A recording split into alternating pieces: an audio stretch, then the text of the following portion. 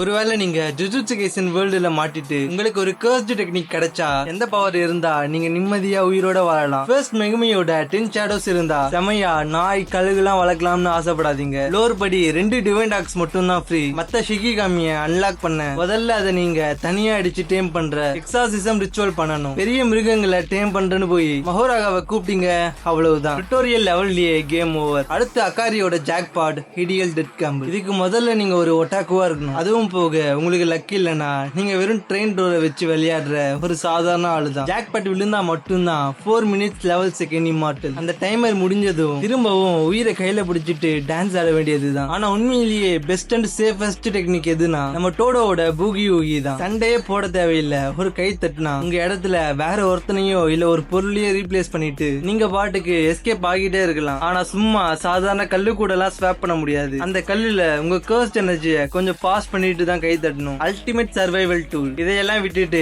Main character மாதிரி யூஜிட்டட் ஒரு ஆகணும்னு நினைச்சீங்கன்னா ப்ரோ உங்களுக்கு டெக்னிக்கும் கிடையாது, நிம்மதியும் கிடையாது. எவனோ ஒருத்தன் வெள்ள திங்க வச்சு உங்க உடம்புக்குள்ளேயே வாடகை கொடுக்காத ஒரு டெனண்டா உட்கார வச்சிருவாங்க. அவன் பண்ற தப்புக்கெல்லாம் நீங்க அழுவீங்க. இதுல எந்த கர்ஸ்ட் டெக்னிக் உங்களுக்கு வேணும்னு கமெண்ட்ல சொல்லுங்க. அனிமே லோர் வாழ்க்கை சப்ஸ்கிரைப் பண்ண மறந்துடாதீங்க.